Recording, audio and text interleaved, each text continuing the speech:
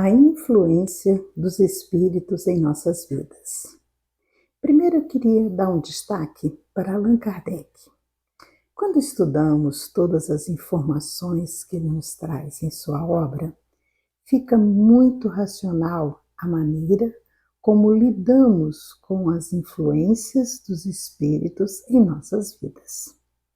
Porque quando na pergunta lá 459 do Livro dos Espíritos, Kardec faz essa pergunta aos espíritos: influi os espíritos em nossos pensamentos e em nossos atos? E a resposta não deixa dúvida: muito mais do que imaginais. Influi a tal ponto que, de ordinário, são eles que vos dirigem. Percebe como precisamos compreender essa relação entre nós e os espíritos que estão à nossa volta? Esta não é uma informação que só a doutrina espírita nos traz. Ela é uma lei universal. Nós somos espíritos. Ora estamos numa existência, num corpo material, e ora nos encontramos na esfera espiritual, sem um corpo espírito, sem um corpo físico. Já faz algum tempo que estamos recebendo essas informações. Elas nos chegam através de novelas, de filmes. Lembra da novela Viagem? Quantas pessoas pararam para pensar no mundo espiritual depois que viu a novela? Do filme Ghost, que rodou o mundo inteiro, e muitos outros, que nos falam sobre esse intercâmbio, essa comunicação entre os dois estágios da vida. Ora estamos encarnados, ora estamos desencarnados. Mas voltando à pergunta no Livro dos Espíritos, Kardec não faz a pergunta querendo saber se os espíritos influenciam nossas vidas. Ele pergunta se os espíritos influem em nossos pensamentos e nos nossos atos. E a resposta é essa: muito mais do que imaginamos. Influem a tal ponto que, de ordinário, são eles que nos dirigem. Podemos entender, então, que nós não temos uma livre escolha? Onde está o nosso livre-arbítrio? Esse é o primeiro ponto da nossa reflexão. Nossos pensamentos. Eles são frutos das informações a qual buscamos. E eu vou dar um exemplo muito fácil. Vamos imaginar que nós estamos numa estrada, perdidos. Não sabemos que caminhos temos que percorrer. Existem vários caminhos. E aí eu pergunto por um andarilho. Um andarilho que está ali também perdido, meio bêbado, meio sem saber das coisas. E pergunto para ele: qual é o caminho que eu tenho que seguir? Ele vai me indicar qualquer caminho, porque ele também está perdido. Mas se eu for procurar um posto policial, a informação com certeza vai ser mais correta. Então, qual tem que ser o meu pensamento e a minha ação? A quem eu estou me dirigindo? Quais as informações que eu ando buscando? E aí vamos começar a analisar o seguinte. Na nossa primeira infância, assim que a gente nasce, nós precisamos de nossos pais. Alguém que cuide de nós, Alguém que nos dê direcionamento. E aí, esse alguém vai suprir as nossas necessidades iniciais. Se essas bases forem corretas e assertivas, dificilmente eu vou tomar caminhos errados. Porém, quando chegamos na adolescência, passamos a receber informações e influências diversas. A decisão pode ser nossa nessas escolhas, dessas influências externas. Somos levadas pelas escolhas do que recebemos em casa ou da rua. Fica a nosso critério. Se os nossos pensamentos e atos forem positivos, nós vamos atrair quem? Pessoas com a mesma sintonia. Mas se dermos asas aos nossos pensamentos e optamos por pensamentos negativos, teremos escolhas negativas. Não concorda comigo? Pois é. Se nos deixarmos ao sabor de querer experimentar de tudo, podemos cair no erro de escolhas erradas. Lembra do ditado dos antigos? Me diga com quem tu andas, que te direis quem tu és. Essa é a mais pura verdade. E a doutrina vem nos acrescentar. Me diga o que tu pensas, que te direi quem são os espíritos que andam contigo. Se você parar agora para analisar todos os pensamentos que estão na sua cabeça, tenta parar um pouquinho, pensa, o que passa pela sua cabeça? Quais são os sentimentos que vêm? Quais são as suas ações, os seus pensamentos? Hoje, a ciência prova que 20% desses pensamentos são nossos. Os outros 80% são frutos do meio onde você escolhe viver e escolhe se alimentar. Esses 20%, na verdade, é a sua essência. É o fruto de todas as experiências das muitas encarnações.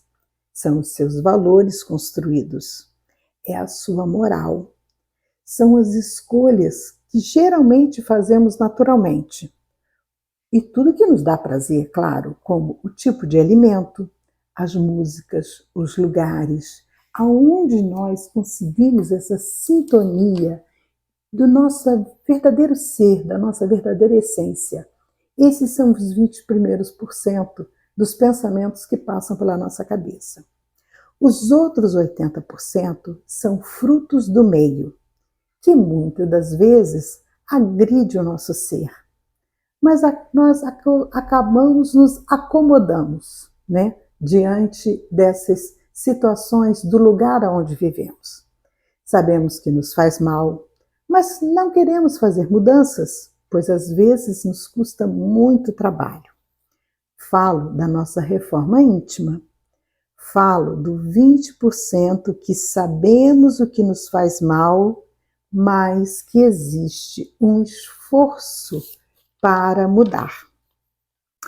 Os espíritos influenciam nossas vidas e nos dirigem em 80% das vezes, porque escolhemos nos sintonizar com eles, com as nossas acomodações. Vocês se lembram dos 3 pilares da orientação que Emmanuel passou para Chico para que ele conseguisse realizar o trabalho que ele precisava realizar? Sabe quais foram as orientações? Trabalho, estude e se esforce no bem. Esses são os 3 pilares. Mas o que ficou gravado em nosso pensamento?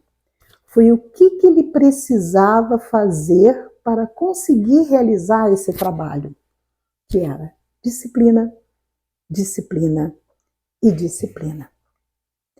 E aí eu queria lembrar mais 2 perguntinhas que tem lá no Livro dos Espíritos, que são muito importantes.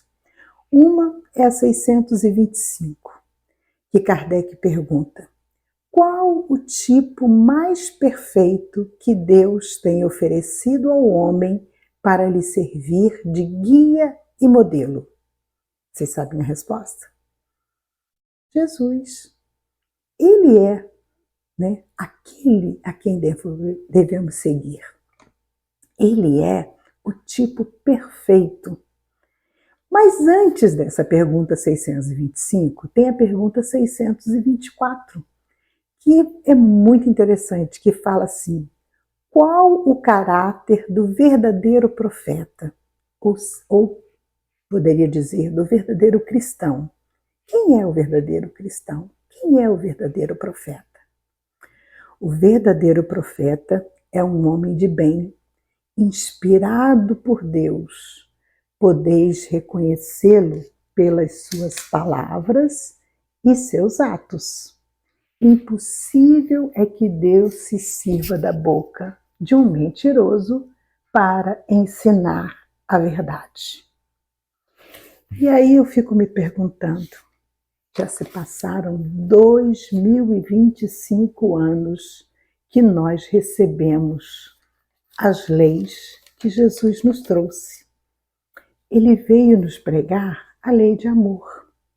Ele veio nos dizer: conheceis a verdade e a verdade vos libertará. Tudo o que eu faço, você também pode fazer, até melhor. Meu reino não é desse mundo. Onde está a tua verdadeira casa? É na espiritualidade. Mas nós queremos morrer? Não, não queremos voltar para casa. Já pensaram se nós conseguirmos ficar sintonizados com a energia do Cristo em 80% de nossos pensamentos e de nossos atos? Como será a nossa vida? Como será a nossa evolução espiritual? Acredito que Chico Xavier conseguiu. Nós também podemos conseguir, pois já temos os nossos 20% de conhecimento da lei divina. O que nos falta agora é os 80% da disciplina, disciplina e disciplina. Por isso, meus irmãos, eu te digo, os espíritos influenciam nossas vidas, nossas vidas não, influenciam os nossos pensamentos e, através dos nossos pensamentos, os nossos atos.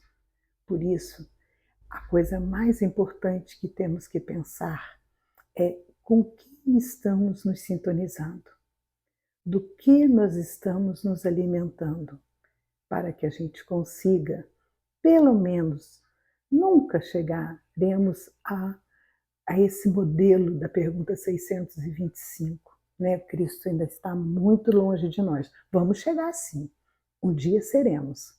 Né? Está um pouquinho longe, mas podemos chegar na 624. Podemos ser bons cristãos. Podemos fazer com que a mensagem do Cristo chegue a todos que estão à nossa volta. Precisamos ter disciplina, disciplina e disciplina. E que Jesus possa nos abençoar, nos envolver e possamos, a partir de agora, pensar quem são os espíritos que estão à nossa volta. Espíritos encarnados ou desencarnados? Quais têm sido as nossas escolhas? De que nós estamos alimentando o nosso espírito? Porque esse é o fator fundamental para que consigamos a nossa evolução espiritual e a nossa reforma íntima. Esse é o propósito dessa encarnação, que possamos todos nós continuar nesse caminho do bem. Que Jesus nos abençoe sempre. Muita luz e muita paz.